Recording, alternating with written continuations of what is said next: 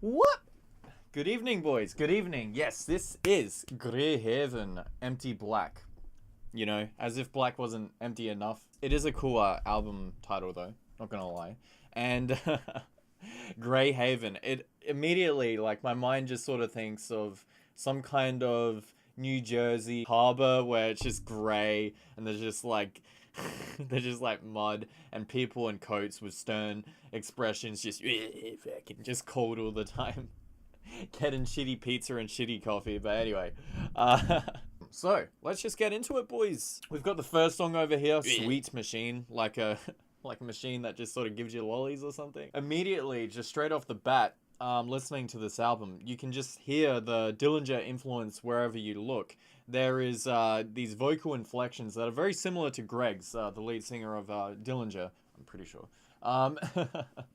There are parallels in transitioning, in song structure, in the toning of samples and textures, in the vocal harmonies, and in a lot of the songwriting aspects in general, to be fair. The guitar tone in the backdrop of the song is sexy, slick. There's a real catchy hook here as well, some great cleans, just generally speaking. The guitars at one point feel like a plodding road train, barely able to keep up with the tempo, but in like the sexiest way possible, boys. Such a cool groove, such a cool tempo.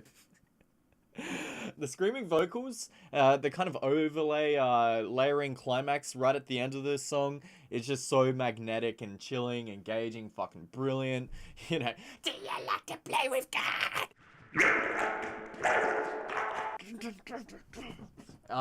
Yeah. There you go. Blemish, boys. Yeah, the spastic tempo changes here, as with pretty much every song on this album, actually makes me feel very involved. I don't lose attention so much, although it is easy to get a bit lost in the transitions, and, you know, if you're not paying close attention, it can maybe just sort of seem like noise, but to me, not at all, mate. And there are these 2 killer grooves connected to the chorus and the bridge on this song, but Echo and Dust, boys. Echo and Dust is probably part 1, right? Yes. The breakdown in this song force feeds me the most chagrined, bloody vocal styles, the most tortured lyricism, this frantic, frenetic sort of instrumental layer everywhere. And the vocal inflections here continue to mirror that fucking Greg's delivery, you know? I took your record along with me.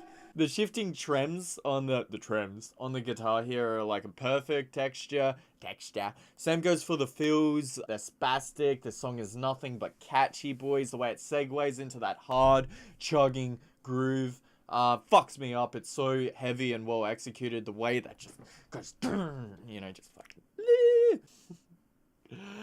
The guitars here follow and harmonize with the vocal lines as well in a really interesting way with these sort of like gyrating licks, and it's infectious, boys. It's infectious as an infection, you could say. The way the cleans tremble is so evocative. Locative Boys really makes me feel emotionally empowered and unsettled. Mortality Rate, pretty good song, thick, groovy riffs here. Even when the vocal melodies meander a bit, my attention can still be focused solely on the thick grooves and the detail and instrumentation, as with most songs here. 10 Dogs, boys, 10 Dogs, Red Heaven. There are 2 tempos here that interchange effortlessly with cohesion. The solo on this track has this slick, effects-laden texture. It's fucking beautiful, mate. But White Lighters, boys, White Lighters stood out to me as, well, a standout track, I suppose you could say. There's a surprising amount of emotion here, like, lumped into the vocals and the lyricism. It almost feels like there's an element of nostalgia, longing, desperation. Chills me to the bone, actually, some of the lyrics here. Despite the fact it doesn't have the catchiest refrains, there's just so much emotion in his voice. I just feel captivated. Almost feels like an estranged moment in a relationship, and I haven't delved into the lyrics here much at all, except what I can just pick up with my shitty ears.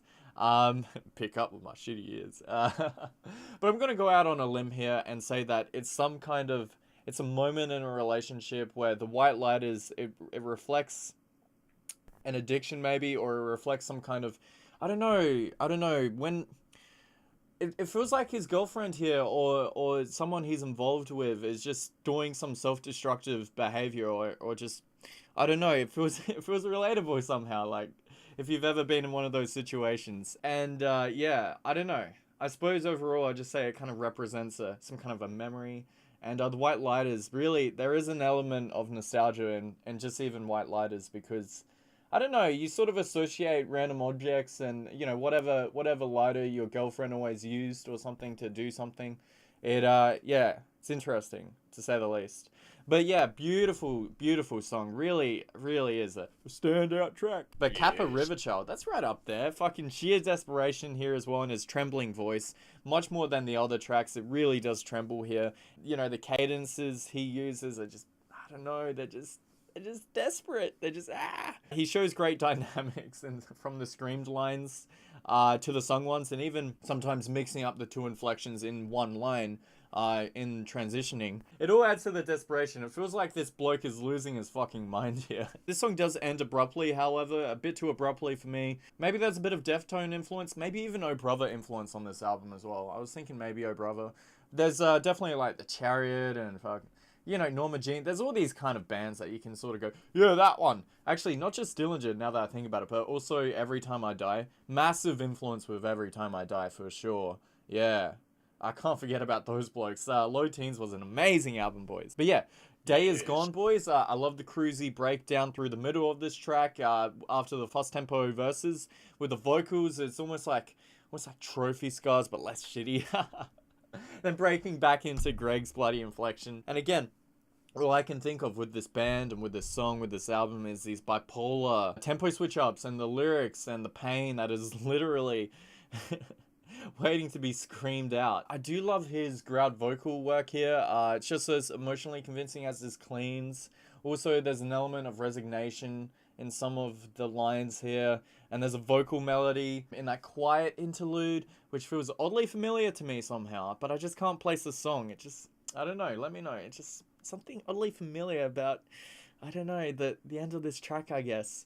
And yeah, maybe it's Oh Brother. Maybe it's Oh Brother influence. Who knows? But Broadcast Network, this is a pretty good song. The lyrics here almost seem to be poking into the addictions of maybe, you know, fucking television. Oh, look, people are addicted to television. Fucking. There's a lot of guitar noodling here that progresses with some of the grooves, boys. There's a bathroomy kind of distance and reverb on the outro with the vocals a fairly creative way to, you know, finish this track. Probably a good thing. Just add a little extra something, a little extra attention to detail, you know, whatever, because it can be a little numbing how many of these extreme transitions your ears can be pulled through listening to this album.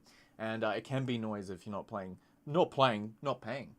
close attention. Yes. Echo and Dust Part fucking 2 here though, boys. This one's beautiful, boys. I love the drumming on this track. This great crashing beat and the well-worked fills. There's this fucking sweltering groove as well with the thickest, dankest, like, sliding guitar riff ever, just straight out of stoner / doom metal. And the way it reinstates itself at the end here with the screamed passage of the vocals. Holy shit, boys. What a climax-a-roo. What a climax-a-roo. When it remains in the faster tempos here, the songwriting here is just a notch above in terms of catchiness and memorability. There's this break in noise and there's this cool sample. Great grooves, riffs, progressions, vocal overlays and effects throughout this build-up. It's all goosebumps, boys. It's just all goosebumps. The heights of the subgenre for me are reached here in this song. In this album in general, but oh, it's so perfectly worked. It's just melodic. And it's moody. Amazing finisher, boys. Amazing. Right up there with Map Change from Every Time I Die, you know, or Dissociation by Dillinger, or fucking no shortage of those influences there, of course. And yeah. Yes. Now, this album, overall, can be a little exhausting listening back to front like any album in this genre, but it still holds up better than most albums, especially with that finishing track and the consistency and the catchy songwriting. It really is. The songwriting here is really great. And let it be said that the instrumental aspect, there's so many details. It's just beautifully done and beautifully composed. The vocal inflections here, to me, almost seems to encapsulate the whole of his emotions. So for example, his screamed ones of this anger and angst. Some of the melodic cleans can be more resignation and just sort of sadness and just sort of trying to pull himself through a riff. But yeah, there's this whole really fleshed out spectrum of his emotions just sort of personified through his different cadences and registers. And it adds so much to the dynamics of this record. Without it, like, you know, this album would be a much harder slog if it was just him screaming all the time without any sort of of personality, but he has a lot of personality, thank God. The transitions here, they just keep my ears engaged. It never feels stagnant. It just sort of rides that golden mean for me of having enough progressions, of having enough without feeling spastic or scattershot. I feel like this album would hold even more emotional significance with me if I was in the throes of one of my more serious breakups or relationships.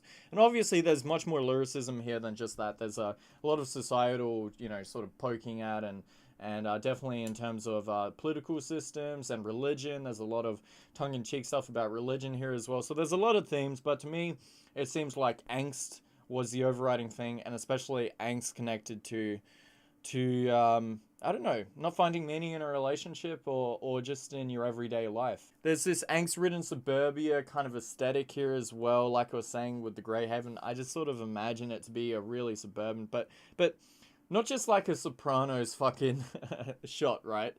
Also a 21st century edge here, some kind of modern aesthetic that's just cutting through in a modern production style, I suppose, and all of these textures and the modern songwriting. It is very modern, and I feel throttled by all the emotions here. It's so estranged and yet delightfully catchy in so many songs. There's just so many refrains here which just get stuck in my head. Perfect wedging of different emotions here for me with listening to an album as opposed to some depressing sort of indie albums which don't have that same power or discordant kind of instrumental bipolarness or desperation, because it's all, to me, like what really stands out is the instrumentation and how it empowers you here as well. And to write these kinds of songs as well, I can't imagine how hard it would be. I don't actually know how you would go about stitching all of those transitions together into this cohesive, holistic package as a song, and to do it again and again consistently without even sort of like a break in songwriting chops. It's really professional in so many ways. There's a lot to appreciate here in terms of skill and professionalism, for sure. And I just love this in so many ways. Feels almost as good as anything Dillinger put out, almost about as good as anything Every Time I Die put out.